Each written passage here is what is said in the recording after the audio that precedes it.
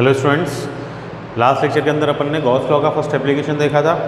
ठीक है, तो गॉस लॉ तो अपन पढ़ चुके थे, बाकी के एप्लीकेशन अपन इस लेक्चर में देखेंगे गॉस लॉ के। तो अपना नेक्स्ट एप्लीकेशन अपन स्टार्ट करते हैं। एप्लीकेशन सेकंड है गॉस लॉ का, and the application second is to find intensity of electric field due to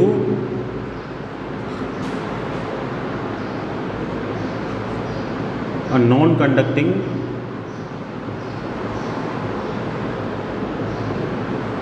sheet. और वो जो शीट है उसका डायमेंशन कैसा है? Infinite sheet. ठीक है, तो मैंने क्या किया है, मैंने एक नॉन कंडक्टिंग शीट है मेरे पास। शीट मीन्स कोई सरफेस है, उस सरफेस को मैं कोई चार्ज दे रहा हूँ, चार्ज प्रोवाइड कर रहा हूँ। चार्ज उसको मैं प्रोवाइड करूँगा तो वो चार्ज इलेक्ट्रिक फील्ड जनरेट करेगा, और वो चार्ज जो इलेक्ट्रिक फील्ड जनरेट करेगा उस इलेक्ट्रिक फील्ड की मुझे इंटेंसिटी फाइंड करनी है। अच्छा, यूज किसका करना है? गॉस लॉ का यूज करना है। एप्लीकेशन है गॉस लॉ की। ठीक है, तो गॉस लॉ का एप्लीकेशन है, तो गॉस लॉ वाला फॉर्मूला मुझे यूज करना पड़ेगा। और गॉस लॉ है फ्लक्स के लिए, तो फ्लक्स के थ्रू मैं क्या करूँगा? फील्ड फाइंड करूँगा। ठीक है, तो क्वेश्चन या एप्लीकेशन मेरे को ये बोल रही है कि भाई आप एक पहले नॉन कंडक्टिंग शीट लो, इसका डायमेंशन कैसा है? इनफाइनाइट डायमेंशन है। तो मैं क्या करता हूँ, एक नॉन कंडक्टिंग शीट लेता हूँ। ठीक है, एक नॉन कंडक्टिंग शीट में ले लेता हूँ। ठीक, अच्छा ये डॉटेड लाइन है, तो वो डॉटेड लाइन तो मैं इनफाइनाइट इसके डायमेंशन को रिप्रेजेंट कर रहा हूँ डॉटेड लाइन से। ठीक है भाई,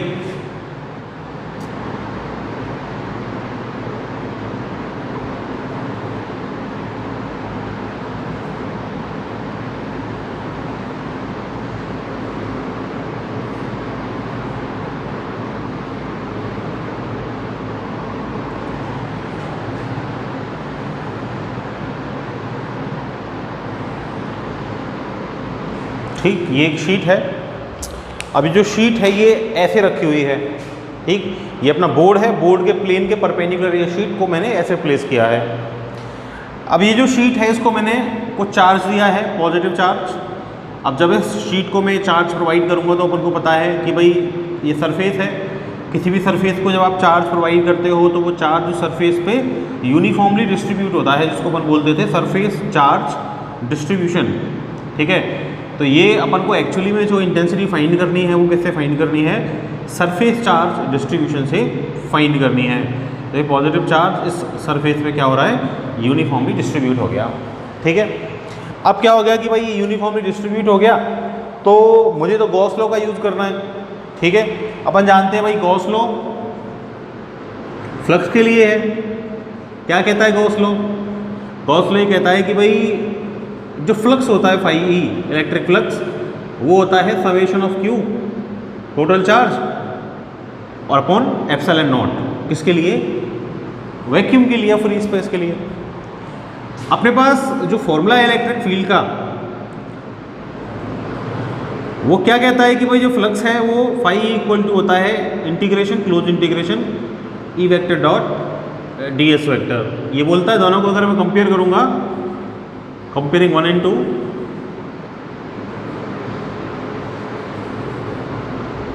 तो अगर मैं इनको कंपेयर करूं तो ये क्या हो जाएगा कि भाई जो फ्लक्स है E vector dot D S vector that must be equal to summation of Q upon epsilon naught, ये होना चाहिए। ठीक है, तो इस फॉर्मूला का यूज़ करके, वही इसमें गॉस का फॉर्मूला आ गया, तो इसका यूज़ करके मुझे क्या करना है? ये intensity of electric field find करनी है। ठीक है, अब इंटेंसिटी ऑफ इलेक्ट्रिक फील्ड जब मुझे फाइंड करनी है, इसको एक बार साइड में मैं लिख देता हूँ, स्पेस यहाँ ये यूज में आएगा। Also phi equal to integration E vector dot D S vector.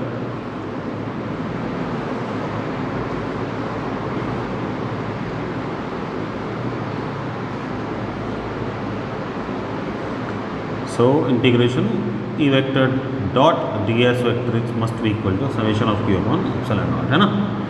तो ये फ्लक्स का formula intensity of electric field find करने के यूज़ में मेरे आएगा। अब क्या हुआ कि ये फॉर्मूला मुझे यूज़ करना है, गॉस लॉ अप्लाई करना है, एप्लीकेशन है गॉस लॉ की।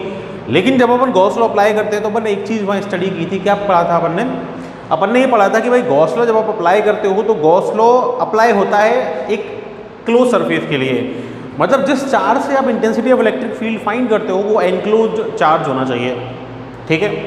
अब देखो अपन ने क्या है, इसका इन्फाइनाइट डायमेंशन है, अपन ने इसको चार्ज दिया है, तो इन्फाइनाइट डायमेंशन तक चार्ज है तो कंप्लीट को तो अपन कवर नहीं कर सकते, तो इसके किसी एक स्मॉल पोर्शन को अपन करेंगे।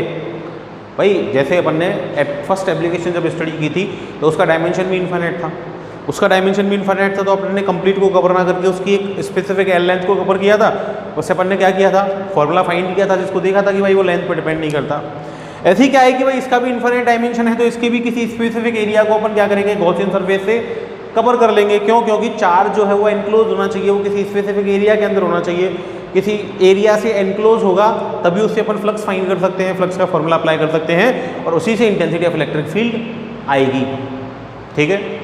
तो मैं क्या करता हूँ, मैं ये लेट कर लेता हूँ कि भाई मेरे पास ये सरफेस है, भाई ये तो सरफेस है, ये सरफेस है, इसका इस पर कंप्लीट को मैंने पॉजिटिव चार्ज दिया है, इस कंप्लीट को मैंने पॉजिटिव चार्ज दिया है, तो लेट इसके किसी स्पेसिफिक एरिया में जो चार्ज है Q उसको कवर करता हुआ मैं एक सिलेंड्रिकल गॉसियन सरफेस यहाँ कंसीडर कर लेता हूँ, ठीक है। कैसे करेंगे कि भाई ये इसका एक ये स्पेसिफिक एरिया,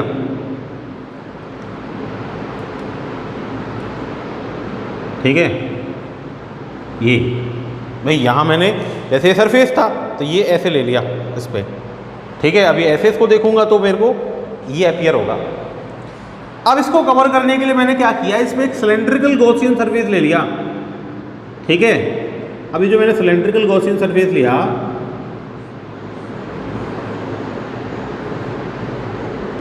एक सिलेंडर लगाऊंगा। अच्छा ये शीट है भाई, अब शीट जो होती है नॉन कंडक्टिंग शीट है। अब नॉन कंडक्टिंग शीट है तो अपन को पता है कि भाई नॉन कंडक्टिंग शीट से इंटेंसिटी ऑफ इलेक्ट्रिक फील्ड का इफेक्ट दूसरी साइड में जा सकता है। क्यों? क्योंकि भाई शीट है, किसी ना किसी मीडियम की बनी हुई होगी, उसका कुछ ना कुछ क्या होगा यहाँ एप्सिलॉन, भाई परमिटिविटी होगी, तो वो चार्ज का जो इफेक्ट है वो शीट को कवर कर सकता है। अगर ये शीट मेटल की होती तो मेटल के लिए तो क्या होता है कि भाई रिलेटिव परमिटिविटी इन्फाइनाइट होती है, पढ़ा था अपन ने लास्ट लेक्चर्स में। तो जो रिलेटिव परमिटिविटी इन्फाइनाइट होती है तो उसकी वजह से अगर आपने एक साइड चार्ज रखा है, बीच में मेटल की शीट है, तो दूसरी साइड इंटेंसिटी का इफेक्ट नहीं जाएगा, ठीक है।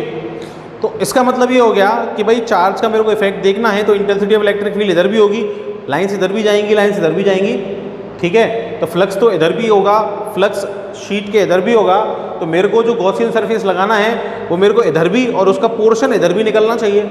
मतलब जो गॉसियन सरफेस में ले रहा हूँ सिलेंड्रिकल, उसको मैं सरफेस में कुछ इस तरह लगाऊंगा कि भाई ये सिलेंडर इसके इस सरफेस को कवर करता हुआ, इस सरफेस को कवर करता हुआ कुछ इधर भी होगा, इधर वाले सरफेस को भी कवर करेगा और कुछ पोर्शन इसका इधर भी होगा। तो क्या होगा कि भाई मैंने एक साइड तो इसको आगे की साइड तो ले लिया ऐसे, ठीक, एक पीछे की साइड मेरे को लेना पड़ेगा, डॉटेड लाइन से शो कर देता हूँ उसको, बैक साइड है वो सिलेंडर निकाल रखा है मैंने,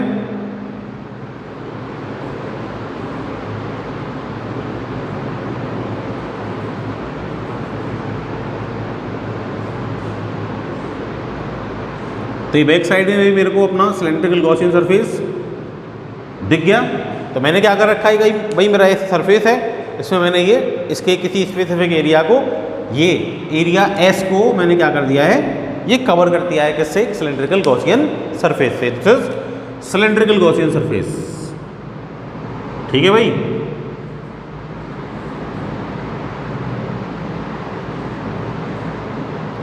अब क्या होगा कि सिलेंड्रिकल गॉसियन सरफेस से जब मैंने कवर किया तो सरफेस है, सिलेंडर 3D होता है, और सिलेंडर अगर 3D होता है तो मेरे पास जो फ्लक्स का फॉर्मूला है वो ds मीन्स एरिया से होता है।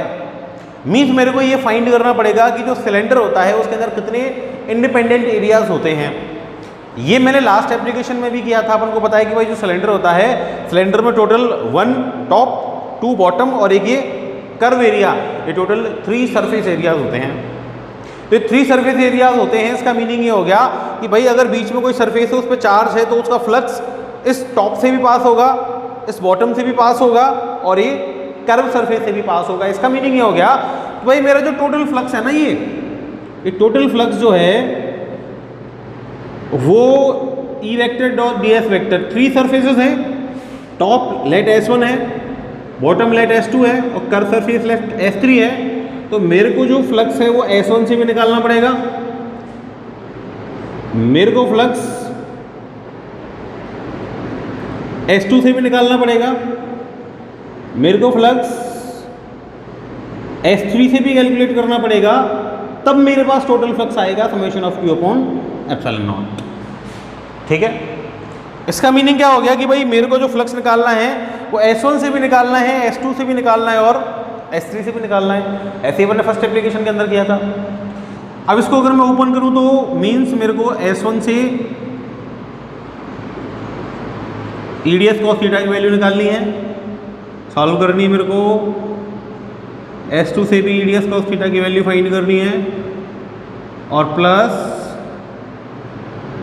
मेरे को S3 से भी EDS cos थीटा की वैल्यू फाइंड करनी है। तभी मैं क्या कर सकता हूँ, summation of Q upon epsilon not means total flux find कर सकता हूँ। अब मेरे को अगर ये फॉर्मूला अप्लाई करना है तो इस फॉर्मूला के अकॉर्डिंग मेरे को देखो एक तो E इंटेंसिटी चाहिए, वो तो कैलकुलेट ही करनी है मेरे को। तो चार्ज दिया है तो वो इंटेंसिटी जनरेट करेगा ही। अच्छा, अब मैंने इसके Q चार्ज को कवर किया है किससे, S एरिया से। तो S जो एरिया है उसके पास कितना चार्ज है, Q। तो यूनिट एरिया के पास कितना चार्ज होगा, Q अपॉन S, जिसको अपन क्या बोलते हैं, which is called surface charge density. पढ़ा अपन ने पहले कंटिन्यूस चार्ज डिस्ट्रीब्यूशन टॉपिक जब अपन ने स्टडी किया था, वहां अपन ने सरफेस चार्ज डिस्ट्रीब्यूशन पढ़ा। तो सरफेस चार्ज डेंसिटी जो होगी, सरफेस चार्ज डेंसिटी जो होगी दैट सिग्मा से प्रेजेंट करते हैं, that will be Q upon S। ठीक है भाई, ये इक्वेशन 3 इसको मैं बोल देता हूँ, this is 2, this is let 3, this is 4। ठीक है, अब मेरे को क्या करना है भाई, फ्लक्स निकालना है S1 से। S1 सरफेस कहाँ है, ये रहा। उसके लिए पहले मेरे को क्या करना पड़ेगा कि भाई पहले DS से फ्लक्स निकालना पड़ेगा, मतलब स्मॉल एरिया एलिमेंट से फ्लक्स निकालना पड़ेगा। तो वो स्मॉल एरिया एलिमेंट से फ्लक्स निकालना पड़ेगा तो मेरे को वो स्मॉल एरिया एलिमेंट कंसीडर करना पड़ेगा। तो इस S1 सरफेस के ऊपर मैं ये स्मॉल एरिया एलिमेंट कंसीडर कर लेता हूँ। अब अपन को पता है कि भाई ऐसे सरफेस है मेरा, ठीक, ऐसे मेरा सिलेंड्रिकल गॉसियन सरफेस है। यहाँ मैंने इसके ऊपर DS कंसीडर कर लिया। डायरेक्शन कहाँ होगी, परपेंडिकुलर होती है, नॉर्मल होती है डायरेक्शन वेक्टर एरिया की। तो जो DS की डायरेक्शन होगी that will be this will B DS vector और डायरेक्शन ये एन कैप से इधर हो जाएगी। ठीक है, थीटा चाहिए होगा मेरे को। किस किस का एंगल होता है theta, intensity of electric field का और DS भाई जो वेक्टर एरिया है उसकी डायरेक्शन का।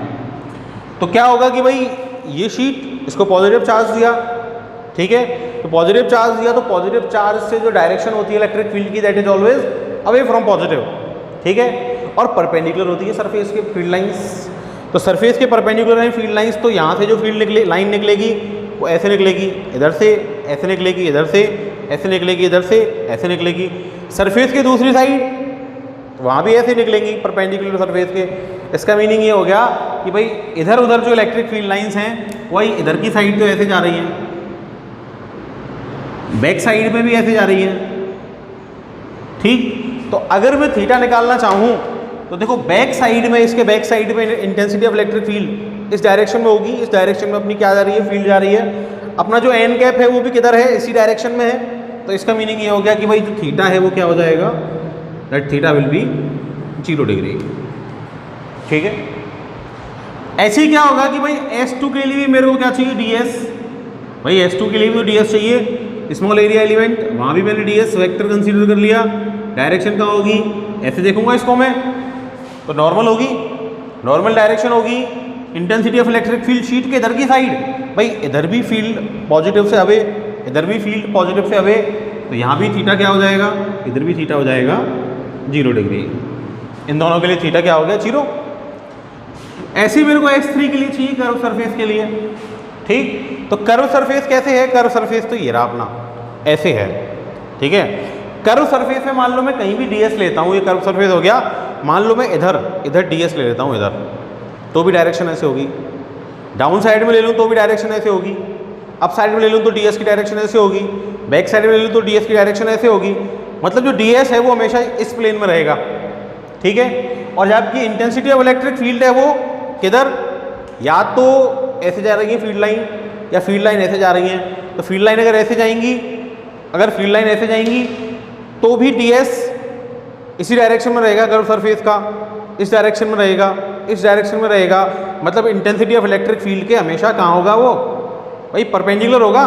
तो परपेंडिकुलर होगा, इसका मीनिंग क्या हो गया कि भाई जो S3 सरफेस है, S3 सरफेस के लिए जब मैं थीटा फाइंड करूंगा तो S3 सरफेस के लिए जो थीटा की वैल्यू है वो क्या हो जाएगी, वो 90 डिग्री हो जाएगी। तो वो वैल्यूज मैं पुट कर सकता हूँ यहाँ पे, करें पुट, क्या हो जाएगा भाई, ये हो जाएगा integration S1 EDS cos 0 degree plus integration S2 EDS again cos 0 degree plus integration S3 EDS S3 के लिए cos 90 डिग्री इक्वल टू क्या हो गया भाई, summation of Q upon epsilon not. ठीक, तो cos 0 1 cos 0 1 cos 90 0, इधर आ जाएगा S1 EDS प्लस इधर आ जाएगा S2 उसके लिए EDS, और ये तो 0 हो ही गया, और ये क्या हो गया, समेशन ऑफ Q और अपॉन में क्या हो जाएगा, एप्सिलॉन नॉट। ठीक है, अब भाई देखो इंटेंसिटी ऑफ इलेक्ट्रिक फील्ड तो दोनों साइड सेम ही होगी, वो मेरे को कैलकुलेट करनी है। ठीक है, तो ये E इधर से मैंने बाहर निकाला, E integration of ds S1 के लिए करना है, plus E integration of ds S2 के लिए करना है, और टोटल में क्या हो जाएगा, summation of Q upon epsilon not, total charge enclosed, summation of Q total charge enclosed by the Gaussian surface one epsilon not. अब देखो ds का इंटीग्रेशन, इधर भी ds का इंटीग्रेशन, तो ds का इंटीग्रेशन मतलब सारे ds ऐड करने हैं, मतलब सरफेस एरिया चाहिए किसका, S1 का। इधर भी सारे ds मेरे को ऐड करने हैं, कहाँ पे, S2 पर, तो सरफेस एरिया चाहिए S2 का। तो S1 सरफेस और S2 सरफेस का सरफेस एरिया मेरे को चाहिए। अब देखो S1 और S2 दोनों का शेप कैसा है भाई, सर्कुलर शेप है, दोनों का सर्कुलर शेप है, एक ही सिलेंडर के, सिमेट्रिक सिलेंडर के टॉप और बॉटम है। तो भाई टॉप और बॉटम का रेडियस सेम होगा, रेडियस अगर सेम होगा तो दोनों का एरिया भी कैसा होगा, सेम होगा। तो दोनों का एरिया सेम होगा, इसका मतलब S1 का एरिया और S2 का एरिया इक्वल होंगे। क्यों भाई, टॉप है S2 तो S1 बॉटम है, टॉप और बॉटम कैसे होंगे, एरिया सेम होंगे, एक ही सिमेट्रिक सिलेंडर के पार्ट है। लेट इनका एरिया S है तो this will be E into S, total area S हो जाएगा, ये S2 का भी टोटल एरिया S हो जाएगा, ES plus ES equal to क्या हो जाएगा, टोटल चार्ज कितना आया है S सरफेस के पास, Q, और अपॉन में क्या आ जाएगा, epsilon naught, this will be 2ES equal to Q upon epsilon naught. तो E की वैल्यू क्या हो जाएगी भाई, Q अपॉन 2S इंटू क्या हो जाएगा, एप्सिलॉन नॉट। और मेरे को पता है कि भाई Q अपॉन S क्या होता है, Q upon S is sigma.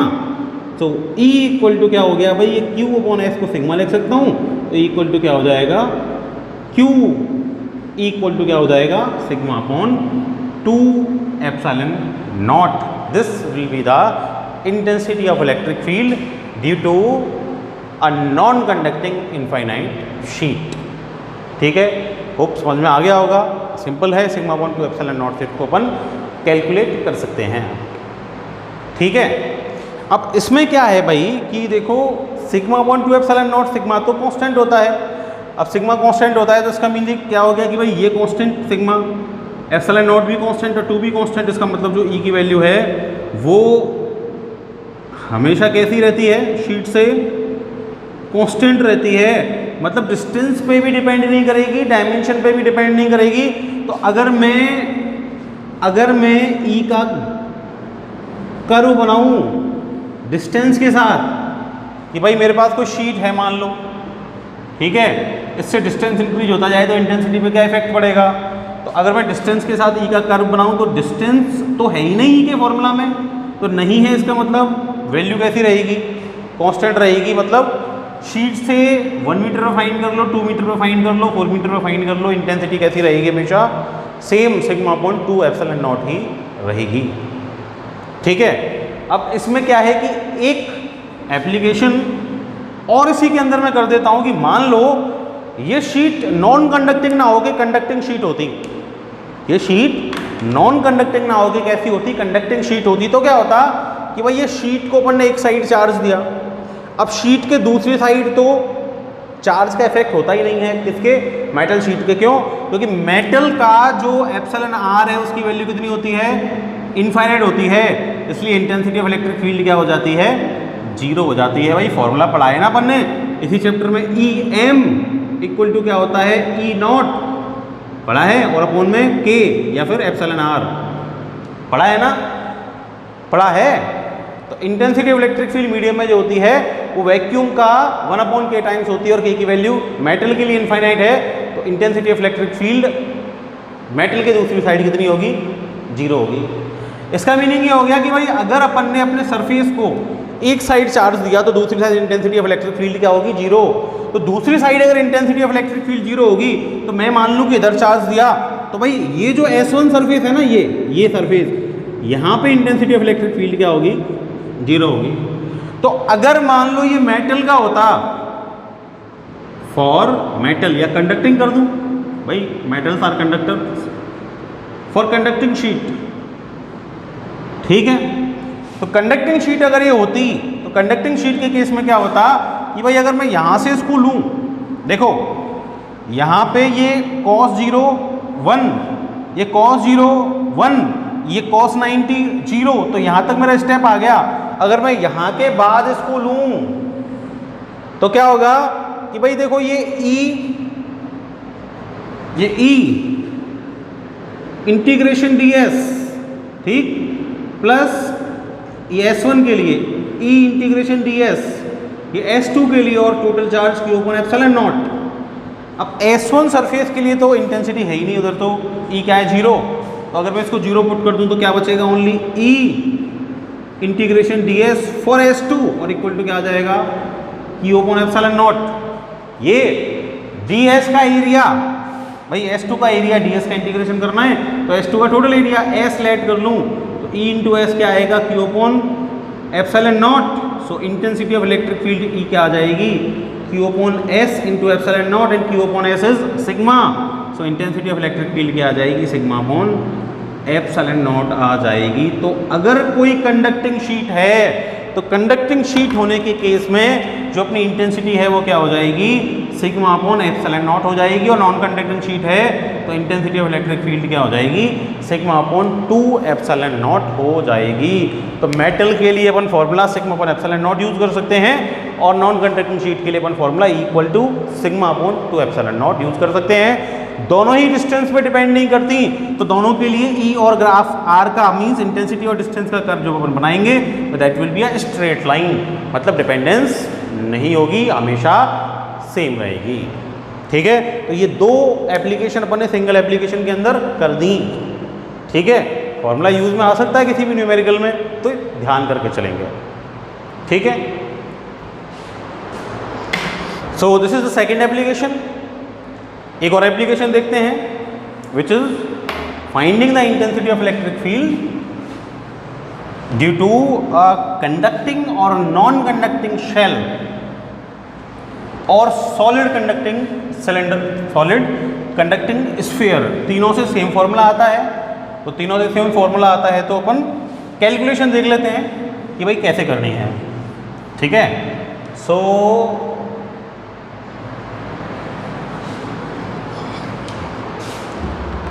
क्या करना है मेरे को, नेक्स्ट जो एप्लीकेशन है मेरी थर्ड एप्लीकेशन 3 है to find the intensity of electric field due to conducting oblique non conducting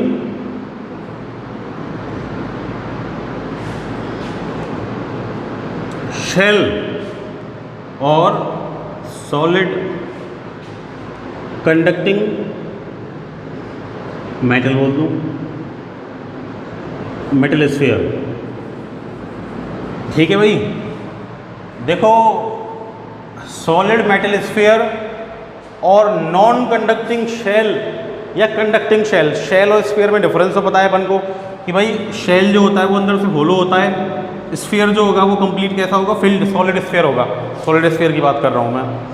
तो मैं ये क्यों बोल रहा हूँ कि भाई सॉलिड स्फीयर और शेल दोनों से इंटेंसिटी सेम होगी, इसलिए होगी कि जब भी आप किसी कंडक्टर को, मेटल के स्फीयर को या सॉलिड मेटल को जब आप चार्ज देते हो तो चार्ज हमेशा उसके सरफेस पे आता है। तो अगर आप किसी सॉलिड स्फीयर को भी चार्ज दोगे ना तो भी वो उसके कहाँ आएगा, सरफेस पे आएगा। और शेल को चार्ज दोगे तो वो अंदर कुछ है ही नहीं, वो तो सरफेस पे रहना ही है। तो चाहे शेल हो कंडक्टिंग नॉन कंडक्टिंग या फिर सॉलिड मेटल स्फीयर हो, चार्ज की पोजीशन चेंज नहीं होती। ठीक है, इसके लिए रीजन क्या है, वो रीजन अपन नेक्स्ट चैप्टर में डिस्कस करेंगे, अभी अपन याद रखेंगे सीधा। तो मैं क्या कर रहा हूँ कि भाई मैं नॉन कंडक्टिंग शेल से फाइंड कर रहा हूँ, तीनों की कैलकुलेशन सेम होगी। ठीक है, अब मैं बोलूँगा क्या कि भाई नॉन कंडक्टिंग शेल से फाइंड कर रहा हूँ, लेकिन अपन ओनली वर्ड चेंज करके सेम कैलकुलेशन यूज़ कर सकते हैं, सेम डेरिवेशन यूज़ कर सकते हैं। ठीक है, अब मेरी एप्लीकेशन क्या बोल रही है कि भाई मेरे को करना है intensity of electric field find due to non conducting shell. तो मेरे को एक शेल लेना पड़ेगा। ठीक, तो मैं क्या करता हूँ कि एक शेल कंसीडर कर लेता हूँ। ये एक शेल मैंने कंसीडर कर लिया।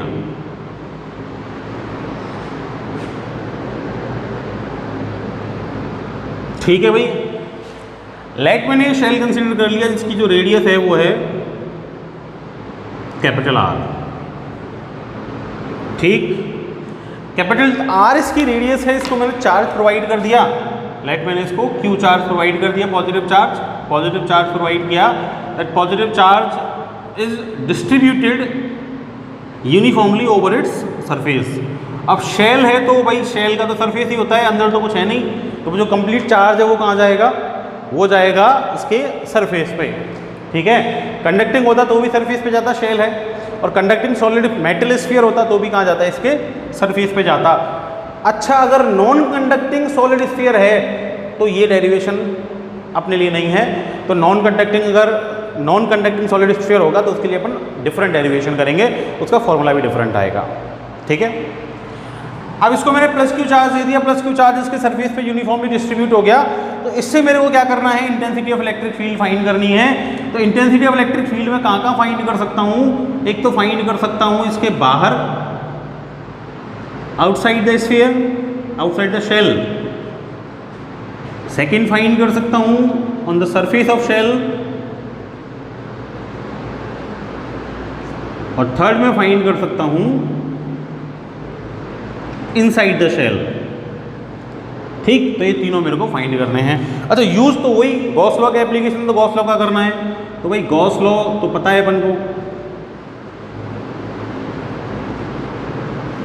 That is flux phi E क्या होता है, total charge summation of Q और एप्सिलॉन नॉट, इक्वेशन फर्स्ट।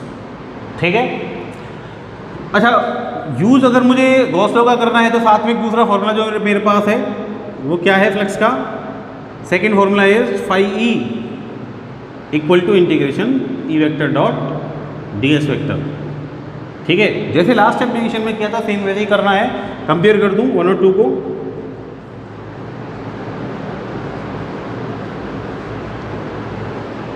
क्या हो जाएगा कि भाई E vector dot D S vector equal to summation of Q upon epsilon not.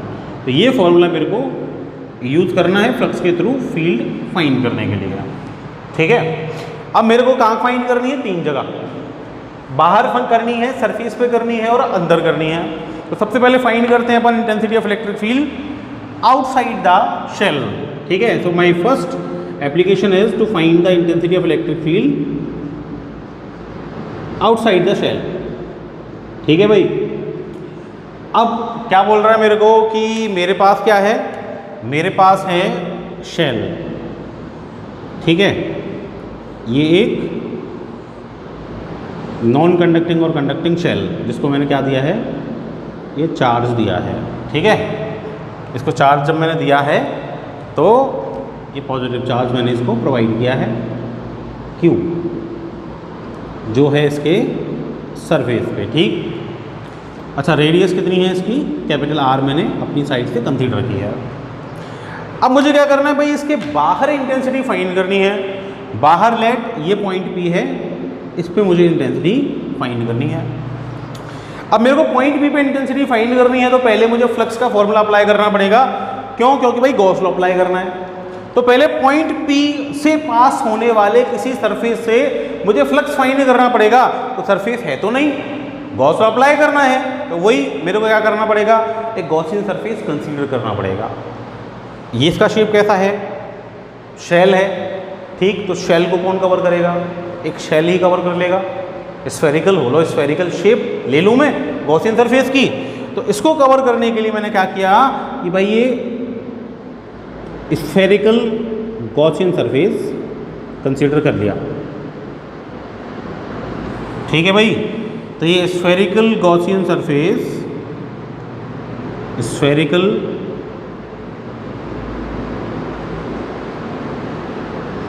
Gaussian surface मैंने कंसीडर कर लिया। अब स्फेरिकल गॉसियन सरफेस जब मैंने कंसीडर कर लिया, ये पॉइंट भी है, इससे इंटेंसिटी फाइंड करनी है, तो इससे पहले मेरे को फ्लक्स फाइंड करना पड़ेगा। तो फ्लक्स मेरे को फाइंड करना पड़ेगा, तो क्या करना पड़ेगा कि भाई जो फॉर्मूला है मेरे पास आउटसाइड का, ये फॉर्मूला है मेरे पास integration E vector dot d S vector equal to summation of Q upon epsilon naught. इस फॉर्मूला का मुझे यूज़ करना है। इसको ओपन करूँ मतलब मुझे यूज़ करना है किसका भाई, A vector dot B vector d B vector A B cos theta E d s cos theta equal to क्या हो जाएगा, summation of Q upon epsilon naught. इसका मुझे क्या करना है, यूज़ करना है। अब मेरे को अगर पहले फ्लक्स का फॉर्मूला अप्लाई करना है तो देखो, एक तो इंटेंसिटी वो तो मुझे फाइंड करनी है, पॉजिटिव चार्ज से इंटेंसिटी जनरेट होगी ही। अब पॉजिटिव चार्ज है तो पॉजिटिव चार्ज से जो इंटेंसिटी जनरेट होगी, तो अपन को पता है कि भाई इंटेंसिटी की जो डायरेक्शन होगी that will be away from positive. तो अवे फ्रॉम पॉजिटिव जो ई वेक्टर की डायरेक्शन है that is always away from positive. कहाँ होगी, पॉजिटिव से अवे, और सरफेस की कैसी होगी, परपेंडिकुलर, ठीक है। इसके साथ मेरे को क्या लेना पड़ेगा, एक स्मॉल एरिया एलिमेंट ds, जिससे पहले मैं फ्लक्स फाइंड करूंगा इनिशियल। तो मैं पॉइंट P पर ही क्या ले लेता हूं, एक ds स्मॉल एरिया एलिमेंट ले लेता हूं, ठीक है भाई। कोई मेरे पास स्फीयर है, इस स्फीयर में मैंने यहाँ ds ले लिया, यहाँ ds ले लिया, तो ds की डायरेक्शन कहाँ होगी, इस ds के परपेंडिकुलर। तो इस ds की जो डायरेक्शन होगी दैट इज ऑल्सो परपेंडिकुलर, ये n कैप हो जाएगी ds वेक्टर की डायरेक्शन, ठीक है। तो ds वेक्टर की डायरेक्शन परपेंडिकुलर हो गई, तो यहाँ से जो इंटेंसिटी ऑफ इलेक्ट्रिक फील्ड है, जो फील्ड लाइन पास हो रही होगी, उसके साथ जो इसका एंगल है थीटा, वो क्या हो जाएगा, 0। भाई लाइंस तो चारों साइड जा रही हैं इसकी, जो लाइन इस एरिया से जा रही होगी उसके रेस्पेक्ट में डायरेक्शन क्या हो गई, थीटा इक्वल टू 0। कि इलेक्ट्रिक फील्ड इस पॉइंट से ऐसे जा रही है, इस पॉइंट पे ds की डायरेक्शन भी ऐसे है, तो थीटा क्या हो गया, 0 डिग्री। तो वो अगर मैं पुट कर दूं तो ये क्या हो जाएगा, EDS cos 0 equal to total charge कितना है भाई, ये जो समेशन ऑफ क्यू अपन लेते हैं ये होता है गॉसियन सरफेस का एनक्लोज्ड चार्ज। तो अपने गॉसियन सरफेस के अंदर कितना चार्ज आ रहा है, सारा चार्ज आ रहा है। सारा चार्ज कितना दिया मैंने, Q, तो this will be Q upon epsilon naught. cos 0 की वैल्यू 1, तो this is E integration ds equal to Q upon epsilon naught. तो इंटीग्रेशन करना है ds, मतलब सारे ds एरिया मेरे को ऐड करने हैं। लेट ये जो गॉसियन सरफेस है इसकी जो रेडियस है वो है स्मॉल r, भाई कैपिटल R रेडियस है अपने शेल की, स्मॉल r रेडियस मैंने मान ली किसकी, गॉसियन सरफेस की। तो मेरे को ds का इंटीग्रेशन करना है, मतलब मेरे को सारे ds ऐड करने हैं गॉसियन सरफेस पे। मतलब मेरे को क्या चाहिए, टोटल सरफेस एरिया चाहिए। मतलब मेरे को क्या चाहिए भाई, सरफेस एरिया चाहिए किसका, इस गॉसियन सरफेस का। अब स्फेरिकल सरफेस है, स्फीयर का सरफेस एरिया क्या होता है भाई, 4 पाई r स्क्वायर पढ़ा है पहले अपन ने, इक्वल टू क्या हो गया, Q upon epsilon naught. E equal to क्या हो गया, Q upon 4 pi epsilon naught and r square 1 upon 4 pi epsilon naught पढ़ा है पहले, क्या होता है K, electrostatic force constant. Intensity of electric field का जो मैग्नीट्यूड आ गया that is E equal to KQ upon r square. मतलब जो इंटेंसिटी ऑफ इलेक्ट्रिक फील्ड है E आउटसाइड द शेल वो डिस्टेंस के स्क्वायर के इन्वर्सली प्रोपोर्शनल होगी। ठीक है, निकल गया, सिंपल था। ठीक है, आगे जो मेरे को फाइंड करना है सेकंड, वो फाइंड करना है किधर? At the surface, at the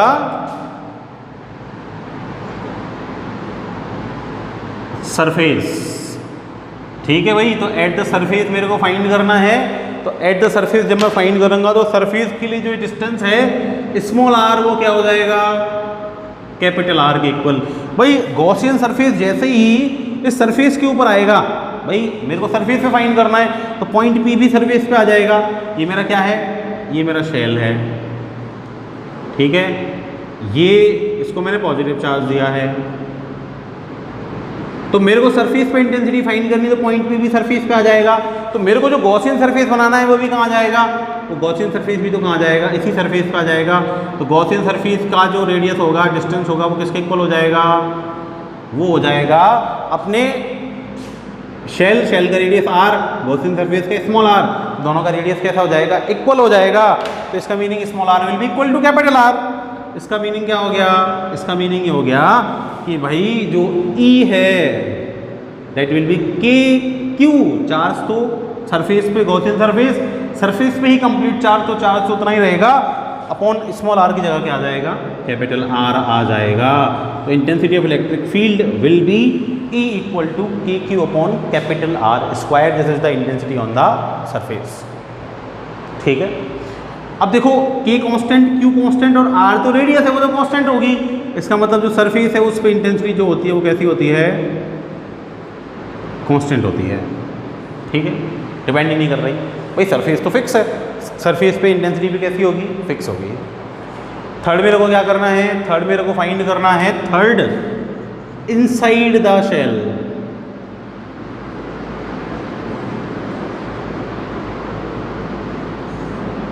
ठीक है भाई, इनसाइड द शेल मेरे को फाइंड करना है। मेरे पास ये शेल है, ये इसको मैंने ये पॉजिटिव चार्ज दिया है। ठीक, ये पॉजिटिव चार्ज मैंने इसको दिया है Q। ठीक है ना, इसकी रेडियस कितनी लेट की थी मैंने? वो कैपिटल R। अब मुझे क्या करना है? मुझे इसके अंदर इंटेंसिटी फाइंड करनी है। तो लेट ये अंदर पॉइंट P है, यहां मुझे इंटेंसिटी फाइंड करनी है। ठीक, अंदर इंटेंसिटी फाइंड करनी है तो अंदर ही फ्लक्स फाइंड करना पड़ेगा।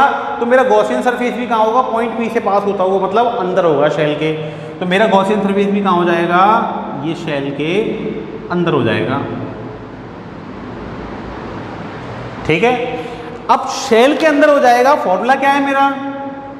भाई फॉर्मूला तो मेरा वही है, इंटीग्रेशन E वेक्टर डॉट ds vector equal to summation of Q upon epsilon naught. यही तो फॉर्मूला है। तो मेरे को क्या करना है भाई? फॉर्मूला अगर ओपन करूं तो EDS cos theta equal to summation of Q upon epsilon naught, यही फॉर्मूला अप्लाई करना है।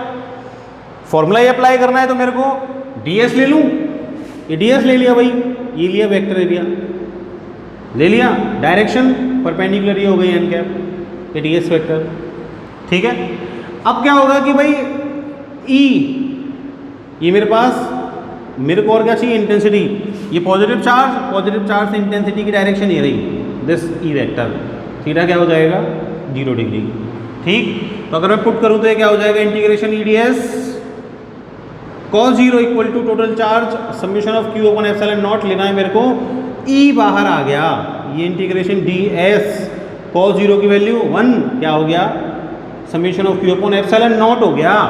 अब मेरे को लेना है टोटल चार्ज एनक्लोज्ड, किससे? गॉसियन सरफेस से। कहाँ है गॉसियन सरफेस? देखो अंदर है। चार्ज कहाँ रह गया? बाहर रह गया। तो जब सारा चार्ज बाहर रह गया तो गॉसियन सरफेस से enclose charge summation of Q क्या हो जाएगा? अरे 0 हो गया भाई। चार्ज तो अंदर, चार्ज है ही नहीं, अंदर चार्ज नहीं है तो इंटेंसिटी भी क्या हो गई? 0 हो गई। तो इसका मीनिंग ये हो गया कि भाई कंडक्टिंग नॉन कंडक्टिंग शेल और सॉलिड मेटल स्फीयर के अंदर इंटेंसिटी ऑफ इलेक्ट्रिक फील्ड क्या होती है? 0 होती है। ठीक है, आई बात समझना। बाहर डिस्टेंस के स्क्वायर के इनवर्सली प्रोपोर्शनल, सरफेस पे कांस्टेंट हो गई, अंदर क्या हो गई, 0। ग्राफ बना सकता हूँ क्या, बना सकता हूँ। कैसे बना सकता हूँ कि भाई देख लो, ये मेरे पास ये शेल है जिससे मैंने इंटेंसिटी फाइंड की थी, ये इसका सेंटर था, ठीक। ये इसकी यहाँ रेडियस हो गई r, कर्व बनाए अपन डिस्टेंस के साथ, तो डिस्टेंस के साथ ये मैं ग्राफ बना रहा हूँ। तो देखो यहाँ तक का जो डिस्टेंस है वो तो क्या है, ये यहाँ तक का डिस्टेंस, इधर डिस्टेंस ले रहा हूँ मैं, तो ये जो डिस्टेंस है ये तो क्या है, रेडियस। तो मतलब ये यहाँ से यहाँ तक का एरिया तो अंदर वाला है, ये सरफेस वाला, और यहाँ से बाहर हो गया ये एरिया। तो देखो भाई अंदर इंटेंसिटी कितनी है, अंदर है इंटेंसिटी 0। तो जब तक डिस्टेंस कैपिटल R रहेगा, जब तक डिस्टेंस रेडियस के इक्वल नहीं होगा, तब तक जो अपनी इंटेंसिटी है वो E in क्या होगी, 0 होगी, ठीक है। जैसे ही सरफेस पे जाएंगे तुरंत इंटेंसिटी हो जाएगी kq/r²। जैसे ही जाएंगे अपन, ये सरफेस पे पहुंचते ही इंटेंसिटी क्या हो गई, ये ES सरफेस पे kq/ क्या हो गई, R²। इधर आ गई ये kq/R², ठीक है। और जैसे ही आप बाहर जाएंगे तो बाहर निकलते ही डिस्टेंस के स्क्वायर के इनवर्सली प्रोपोर्शनल, तो डिस्टेंस के स्क्वायर के इनवर्सली प्रोपोर्शनल कैसा करवाएगा, पैराबोलिक करवाएगा। तो जैसे ही मैं E आउट निकालूंगा, E out is equal to kq/R² means distance के स्क्वायर के इनवर्सली प्रोपोर्शनल। तो इस तरह मैं क्या कर सकता हूँ, इस इंटेंसिटी का ग्राफिकल रिप्रेजेंटेशन भी कर सकता हूँ, ठीक है। तो these are 2 more applications of Gauss law. Next lecture के अंदर इस चैप्टर को अपन खत्म करेंगे, then we will move forward to the next chapter. Thank you.